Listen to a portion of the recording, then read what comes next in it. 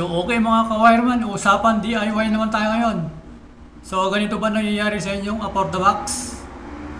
Pag ano natin, walang power na pumapasok mga lods. So halimbawa ito, saksak natin yung ating Afford the Box. So kung makikita nyo, wala man lang power, diba? Walang ilaw, diba? So ngayon, tuturo ko sa inyo at share ko lang sa inyo yung mga ito, disclaimer lang po mga lods ha, hindi tayo technician talaga. Napanood ko lang dito kay Westech. So subukan natin yung yung sinasabi niya na pwedeng gawin na power supply. So substitute natin yung power supply natin mga lods. So ito bubuksan natin. So ito yung loob ng ating Afford the Box mga lods. So yan. So tanggalin muna natin yung yung sa AC plug niya. So ito yung AC plug niya yan.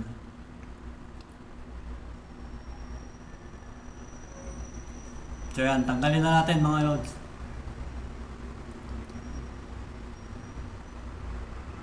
So pag natanggal na natin, pati rin yung mga kung mapapansin nyo, yan. So gagawin lang natin ay bypass lang natin yung ating power supply mga lods. Yan tanggalin natin mga wire sa PCB. Yan. So madali naman tandaan yan mga lods Yan So, pati yung mga screw natin sa likod, tanggalin natin.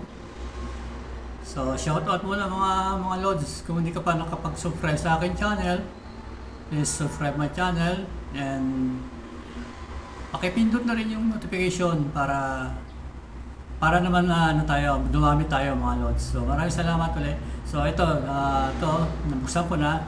So ito na yung ating PCB, di ba? Yung ating Afford Box. So yan yung side na yan ang gagawin natin, lalagyan natin ng power supply. So ito yung mga capacitor, yan mga yan. Kadalasan nasisira dyan wala naman tayong pamalit. So ito yung side ng power supply natin, yan. Yung power supply natin. So gagawin natin, kagaya sinabi ko na bypass lang natin mga lods.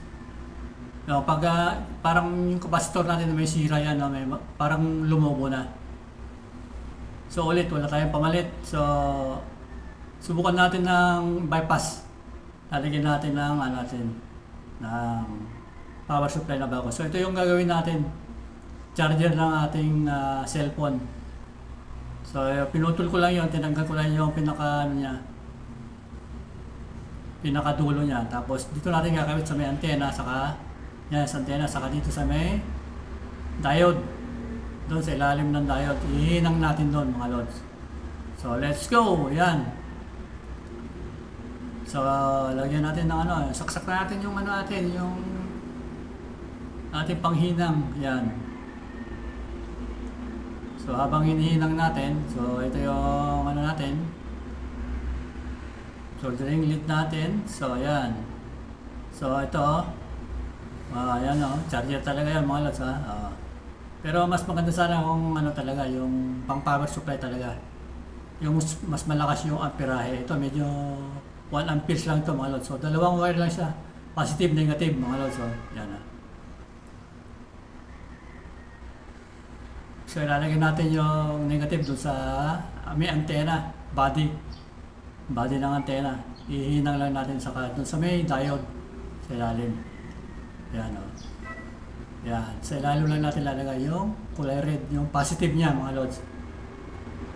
So dito naman, isa na natin. Medyo linisan lang natin para madaling kumapit yung yung panghinang natin. Yan. So okay na yan. So ayan, lagyan na natin mga lods.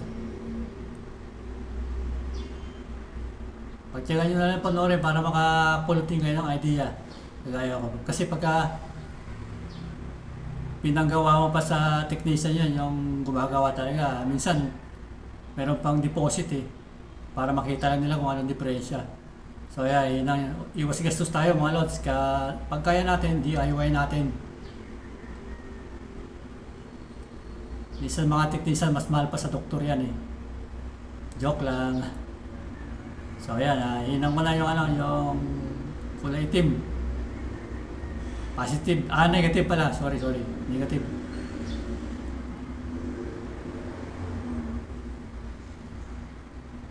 So ayan, hinang mo lang ng konti.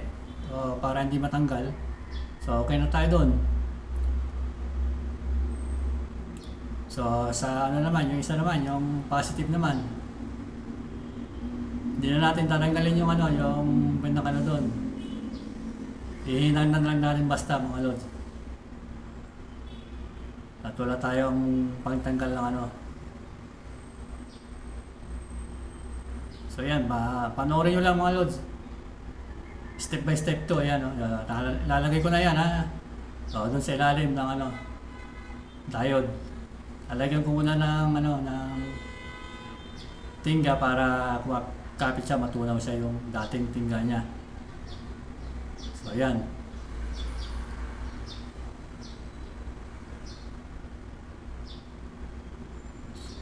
So okay na yan, medyo okay na siya. So ilagay na natin yung kulay red yan mga lods yung pinaka positive niya.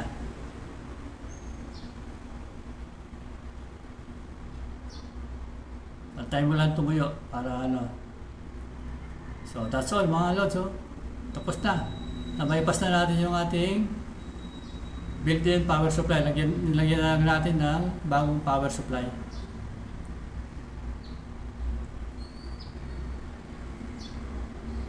So ilagay na natin sa sa kung saan natin kinuha. So okay na yan. Tingnan nyo, yan kabilaan ground saka yung positive.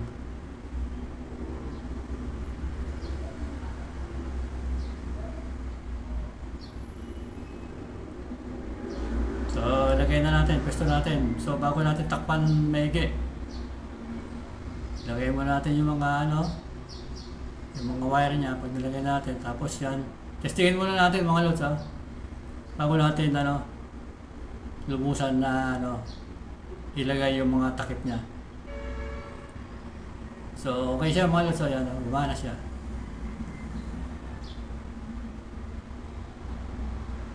Yan, may antenna na, may channel na naman lumabas. So okay. Ibig sabihin okay na siya. Ngayon takpan na natin.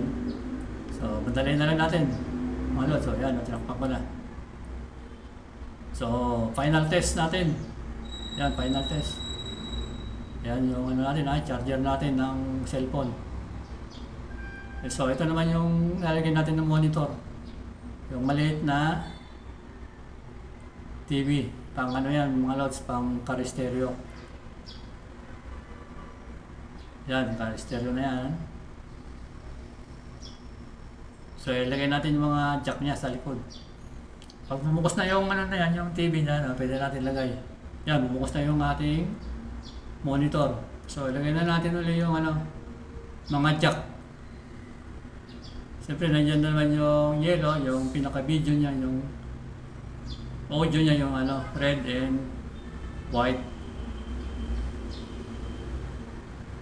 So magkaalaman na mga lods.